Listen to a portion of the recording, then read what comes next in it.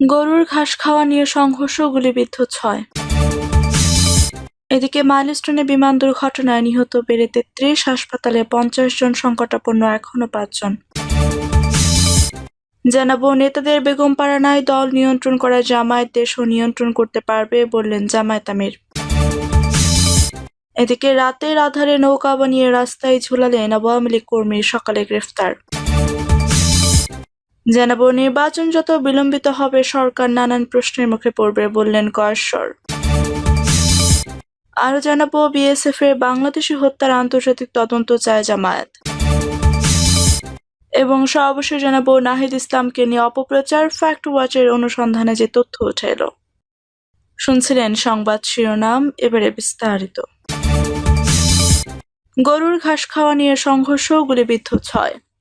কুমিল্লার লাঙ্গলকোটে গরুর ঘাস খাওয়াকে কেন্দ্র করে পূর্ববিরোধের জেরে দুপক্ষের সংঘর্ষে ৬ জন গুলিবিদ্ধ সহ ১৫ জন আহত হয়েছেন। শুক্রবার দুপুরে উপজেলার বক্সগঞ্জ ইউনিয়নের দক্ষিণ আলিয়ারা গ্রামে এ ঘটনা ঘটে। স্থানীয়রা জানান, গত ২৩ জুন গরুর ঘাস খাওয়া নিয়ে স্থানীয় আবুল খায়ের ও শেখ ফরিদ গ্রুপের মধ্যে কয়েক দফা সংঘর্ষ হয়। এই ঘটনায় আবুল খায়ের বাদী হয়ে লাঙ্গলকোট থানায় মামলা করলে পুলিশ ৪ জনকে আটক করে। পরে আদালতের মাধ্যমে তাদের কারাগারে পাঠানো হয়। মামলার প্রধান আসামি শেখ ফরিদকে বৃহস্পতিবার কুমিল্লা মুরাদনগর থেকে গ্রেফতার করে পুলিশ। পরে শুক্রবার দুপুরে উভয় পক্ষের মধ্যে আবারও সংঘর্ষের ঘটনা ঘটে। এতে ৬ জন গুলিবিদ্ধ সহ অন্তত ১৫ জন আহত হন। পরে স্থানীয়রা তাদের উদ্ধার করে উপজেলা স্বাস্থ্য কমপ্লেক্সে নিয়ে গেলে প্রাথমিক চিকিৎসার পর কুমিল্লা মেডিকেল কলেজ হাসপাতালে পাঠানো হয়। গুলিবিদ্ধ হোসনে আরা বেগম বলেন, শেখ ফরিদের লোকজন আমাদের উপর কয়েক দফা হামলা করে, আজ দুপুরে আবারও আমাদের উপর হামলা চালায় এবং গুলি করে। লাঙ্গলকোট উপজেলা স্বাস্থ্য কমপ্লেক্সের ডিউটি আক্তার সীমা মজুমদার বলেন, শুক্রবার দুপুরে ১টার দিকে ৩ জন নারী ও ১ জন কিশোর গুলিবিদ্ধ অবস্থায় হাসপাতালে আসে। পরে আবার ২ জন পুরুষ গুলিবিদ্ধ অবস্থায় আসেন। তাদের প্রাথমিক চিকিৎসা দিয়ে উন্নত চিকিৎসার জন্য কুমিল্লা মেডিকেল কলেজ হাসপাতালে পাঠানো হয়েছে। লাঙ্গলকোট থানার ভারপ্রাপ্ত কর্মকর্তা এ.কে. ফজলুল হক বলেন, দুপক্ষের মধ্যে সংঘর্ষের খবর পেয়ে সেনাবাহিনী সহ আমরা ঘটনাস্থলে পৌঁছে পরিস্থিতি নিয়ন্ত্রণে আনি, তবে গুলিবিদ্ধ হওয়ার খবর পাইনি। মাইলস্টোনে বিমান দুর্ঘটনায় নিহত বেড়ে ৩৩, হাসপাতালে ৫০ জন, সংকটাপন্ন এখনো ৫ জন। রাজধানী উত্তরের মাইলস্টোন স্কুল অ্যান্ড কলেজে বিমান বিধ্বস্তের ঘটনায় মৃতের সংখ্যা বেড়ে দাঁড়িয়েছে ৩৩ জন। এই দুর্ঘটনায় রাজধানীর ৭টি হাসপাতালে এখনো চিকিৎসাধীন রয়েছেন ৫০ জন। শুক্রবার বিকেলে স্বাস্থ্য অধিদপ্তরের বরাতে এসব তথ্য জানান প্রধান উপদেষ্টার সহকারী প্রেস সচিব সুস্মিতা তিথি। তাদের দেওয়া তথ্য অনুযায়ী নিহতদের মধ্যে জাতীয় বার্ন ও প্লাস্টিক সার্জারি ইনস্টিটিউটে ১৫ জন, সম্মিলিত সামরিক হাসপাতালে ১৫ জন, ঢাকা মেডিকেল কলেজ হাসপাতালে ১ জন, লুবনা জেনারেল হাসপাতাল অ্যান্ড কার্ডিয়াক সেন্টারে ১ জন এবং ইউনাইটেড হাসপাতালে ১ জন মারা গেছেন। কারো মরদেহ হাসপাতালে নেওয়া হয়, আবার কেউ চিকিৎসাধীন অবস্থায় মারা যান।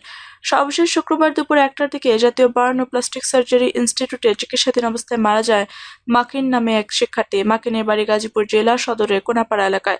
তিনি ওই এলাকায় মোহাম্মদ হুসাইনের ছেলে। প্রেস উইং আরও জানান, দুর্ঘটনায় প্রায় ১.৫ শতাধিক ব্যক্তি আহত হন। এর মধ্যে অনেকে চিকিৎসা শেষে বাড়ি ফিরে গেছেন। বর্তমানে হাসপাতালে ভর্তি আছেন ৫০ জন, এর মধ্যে ৪০ জনই আছেন জাতীয় বার্ন ইনস্টিটিউটে। বাকিদের মধ্যে ৮ জন সিএমএইচ এবং ১ জন করে শহীদ মনসুর আলী মেডিকেল কলেজ হাসপাতালে ও জাতীয় মানসিক স্বাস্থ্য ইনস্টিটিউটে চিকিৎসাধীন। প্রসঙ্গত, গত ২১শে জুলাই সকালে বাংলাদেশ বিমান বাহিনীর একটি যুদ্ধবিমান মাইলস্টোন স্কুল অ্যান্ড কলেজে একটি ভবনের উপর বিধ্বস্ত হয়। দুর্ঘটনার সময় প্রতিষ্ঠানটি ক্লাসে উপস্থিত ছিলেন বহু শিক্ষার্থী ও শিক্ষক। এই ঘটনায় দেশজুড়ে শোকের ছায়া নেমে আসে। নেতাদের বেগমপাড়ানায় দল নিয়ন্ত্রণ করা জামায়াত দেশও নিয়ন্ত্রণ করতে পারবে বললেন জামায়াত আমির। জামায়াতে ইসলামী নেতাদের বেগমপাড়া কিংবা পিসি পাড়ানায় উল্লেখ করে বাংলাদেশ জামায়াত ইসলামীর আমির ডক্টর শফিকুর রহমান বলেছেন, জামায়াতের কোনো নেতা কখনোই দেশ ছেড়ে পালিয়ে যায়নি এবং যাবেও না। দল নিয়ন্ত্রণে রাখায় জামায়াত দেশও নিয়ন্ত্রণ করতে পারবে। জামায়াত ইসলামীর আমির ডক্টর শফিকুর রহমান বলেন, যারা দেশ ও জনগণকে ভালোবাসে না তারাই বিদেশে নিজেদের দ্বিতীয় ঠিকানা গড়ে তুলেছে। তারা নিজেদের স্বার্থে দেশ ছেড়ে পালিয়ে গেছেন। অপরদিকে দেশের সংকটকালে জনগণের অধিকার প্রতিষ্ঠায় জামায়াত নেতারা বিদেশ থেকে দেশে এসে স্বাধীনতা, সার্বভৌমত্ব রক্ষায় আধিপত্যবাদের দোসর ফ্যাসিবাদের বিরুদ্ধে আন্দোলন সংগ্রাম করেছে, যার কারণে জামায়াতের শীর্ষ নেতাদেরকে রাজনৈতিক প্রতিহিংসায় বিচারিক হত্যা করা হয়েছে। তিনি বলেন, বিগত ৫৪ বছরে জামায়াত ইসলামী বাংলাদেশের একজন নাগরিকের প্রতিও অবিচার করেনি, জুলুম করেনি। জামায়াত ইসলামী কোনো নেতাকর্মী চাঁদাবাজি কিংবা সন্ত্রাসী করেনি, করবেও না। জামায়াত দল নিয়ন্ত্রণ করেছে, দেশও নিয়ন্ত্রণ করতে পারবে। যারা দলই নিয়ন্ত্রণ করতে পারে না, তারা দেশের শান্তি শৃঙ্খলা বজায় রাখতে সার্বিক পরিস্থিতি নিয়ন্ত্রণ করতে পারবে না। পৃথিবীর একমাত্র অসাম্প্রদায়িক ধর্ম ইসলাম উল্লেখ করে ডক্টর শফিকুর রহমান বলেন, ইসলাম রাষ্ট্র প্রতিষ্ঠা হলে চাঁদাবাজ, সন্ত্রাসী, মাদক কারবারি, ধর্ষক, খুনি, লুটেরাদের ভয়ের কারণ আছে। এজন্য তারা অপপ্রচার চালাচ্ছে। যারা ইসলামী রাষ্ট্র প্রতিষ্ঠা আন্দোলন করে, তাদের মা বোন যদি প্রয়োজনে বাজারে যেতে পারে, হাসপাতালে যেতে পারে, প্রয়োজনে মৌলিক সব কাজ করতে পারে, তাহলে কেন ইসলামী রাষ্ট্র প্রতিষ্ঠা হলে নারীদের চলাফেরায় বাধা সৃষ্টি হবে? প্রশ্ন রেখে তিনি বলেন, সব ধর্মের নারী পুরুষ সবাই রাষ্ট্রের কাছে সমান। রাষ্ট্র ধর্মের কিংবা লিঙ্গের বৈষম্য করতে পারে না। ইনসাফ ভিত্তিক সমাজ বিনির্মাণে সকলের সহযোগিতা চেয়ে জামায়াত আমির বলেন, ইসলাম ও দেশপ্রেমিক সবাইকে সঙ্গে নিয়ে পথ চলতে চায় জামায়াত ইসলামী। জামায়াতের রাজনীতি হবে কেবলই মানুষ ও মানবতার কল্যাণে।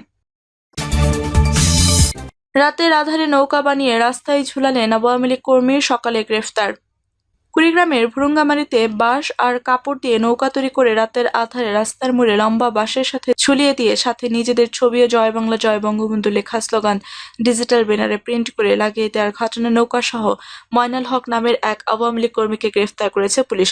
আজ উপজেলার পাইকেরছড়া ইউনিয়নের কুড়ারপাড় এলাকায় ঘটনা ঘটে। এলাকাবাসী জানান, বৃহস্পতিবার গভীর রাতে কুড়ারপাড় বাজারে বাঁশ ও কাপড় দ্বারা তৈরি একটি নৌকা বাঁশের আগায় ঝুলিয়ে রাখে ওই এলাকায় মৃত আব্দুস সালামের ছেলে বারেক ও মৃত আকাব আলীর ছেলে ময়নাল হক। নৌকার সাথে নিজেদের ছবি ও জয় বাংলা জয় বঙ্গবন্ধু লেখা স্লোগান ডিজিটাল ব্যানারে প্রিন্ট করে লাগিয়ে দেয়। তারা দুজনেই আওয়ামী লীগের কর্মী। শুক্রবার সকালে নৌকা ঝুলিয়ে রাখার বিষয়টি স্থানীয়দের নজরে আসলে তারা থানা পুলিশকে খবর দেয়। পরে পুলিশ ঘটনাস্থলে গিয়ে ছবি দেখে ময়নালকে গ্রেফতার করে নৌকাসহ থানায় নিয়ে আসে। ভুরুঙ্গামারী থানা পুলিশের ভারপ্রাপ্ত কর্মকর্তা আল হেলাল মাহমুদ ঘটনার সত্যতা নিশ্চিত করে জানান, এই ঘটনায় গ্রেফতারের ব্যক্তির বিরুদ্ধে সন্ত্রাস দমন আইনে মামলা দায়ের করে শুক্রবার দুপুরে কুড়িগ্রাম আদালতে প্রেরণ করা হয়েছে। অপর ব্যক্তিকে আটকের চেষ্টা চলছে। নির্বাচন যত বিলম্বিত হবে, সরকার নানান প্রশ্নের মুখে পড়বে বললেন গয়েশ্বর। বিএনপি স্থায়ী কমিটির সদস্য গয়েশ্বর চন্দ্র রায় বলেছেন, সমন্বয়হীনতার পাশাপাশি অভিজ্ঞতার অভাব থাকায় অন্তর্বর্তী সরকার বিতর্কে জড়িয়ে পড়েছে। নির্বাচিত সরকার না হওয়ায় দেশের নানান সংকটে তারা দায় এড়াতে পারছে। নির্বাচন যত বিলম্বিত হবে, সরকার নানান ধরনের প্রশ্নের মুখে পড়বে।